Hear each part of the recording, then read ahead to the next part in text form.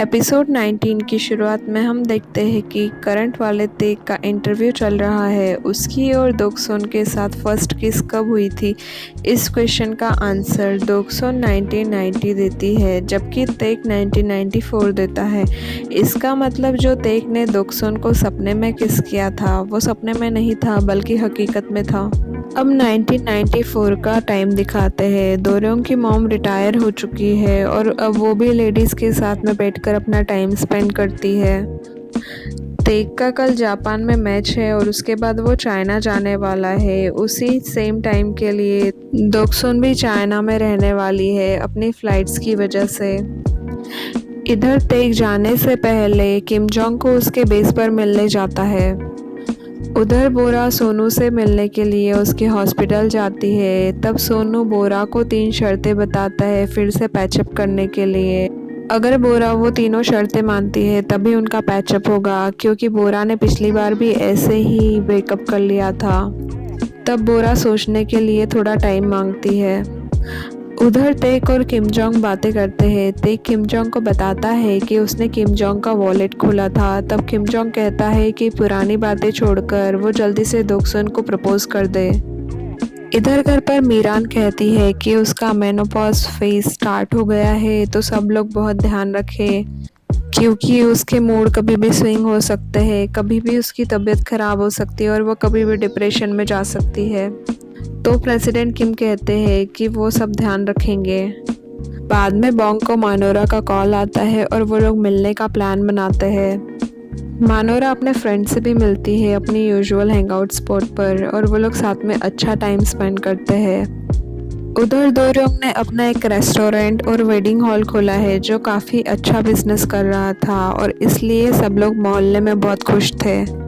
फिर से वीकेंड आता है और किम जोंग को छोड़कर बाकी सारे फ्रेंड्स घर आते हैं।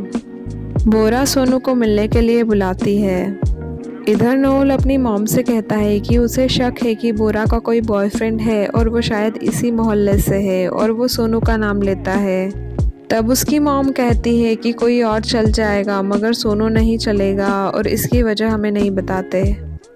इधर बोरा सोनू से वही नेकलेस पहनकर मिलती है और वो सारी शर्तें भी मान लेती है। तब सोनू खुश होकर ये न्यूज़ तेक को जाकर सुनाता है, बट वो पीछे देखना भूल जाता है। दोगसुन और दोरोंग भी ये सारी बातें सुन लेते हैं और सारे फ्रेंड्स को इन दोनों के बारे में पता चल जाता है।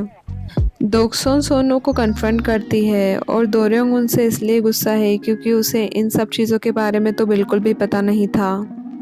अगले दिन तेक का चाइना में मैच होता है और दोगसुन का भी ओवरले होता है। उनका होटल सेम होता है।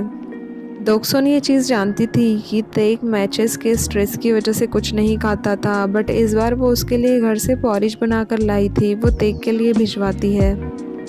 तेक मैच के बाद दोगसुन को कॉल करके साथ में डिनर के लिए बुलाता है। दोगसुन भी रेडी हो जाती है।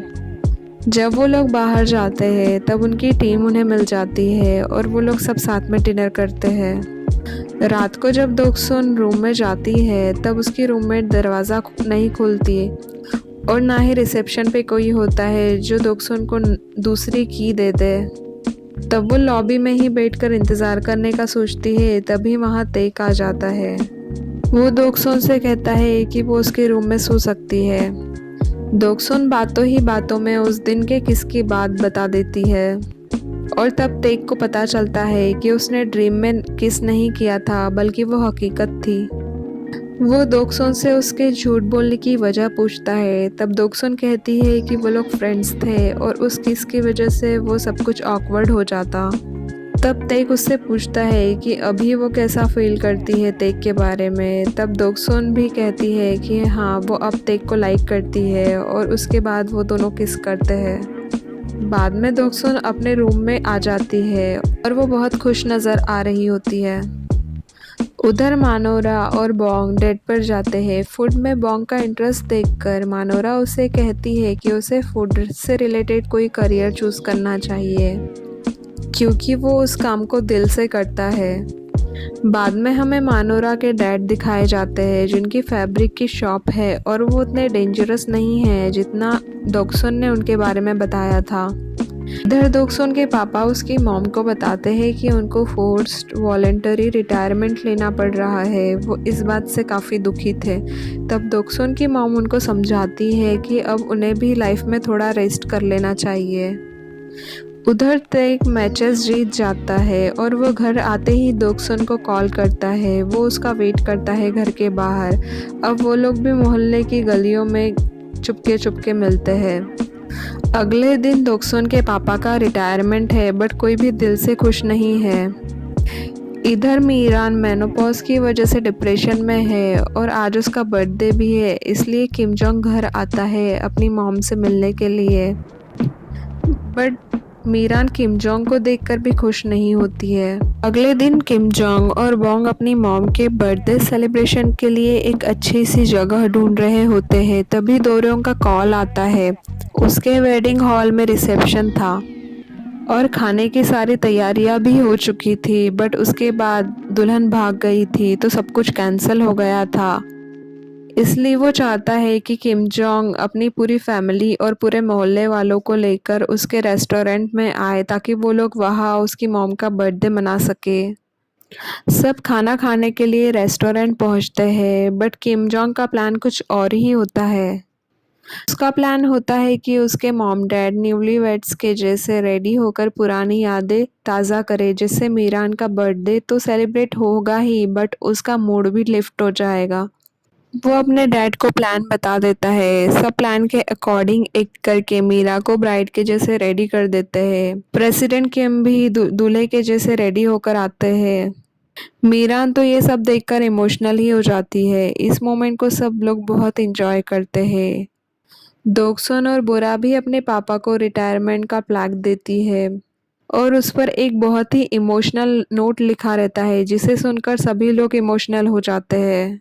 बाद में दोरेंग म्यूजिक स्टार्ट करता है और सबका मूड ठीक करता है। सब लोग डांस करते हैं, बट दोगसुन तो अभी भी अपना फनी वाला डांस ही करती है। सब लोग बहुत एंजॉय करते हैं। अगले दिन सारी औरतें बेसमेंट में बैठकर गपशप कर रही होती है। तभी बोरा आती है। लेडीज बोरा के हाथ में एक रिंग दिखती है। थोड़ी देर के बाद में सोनू भी आता है अपनी मॉम को स्नैक्स देने के लिए और वो लोग उसके हाथ में भी सेम रिंग देखते हैं, जिसे देखकर तो वो लोग टेंशन में ही आ जाती है और इसके साथ ही एपिसोड यही खत्म हो जाता है।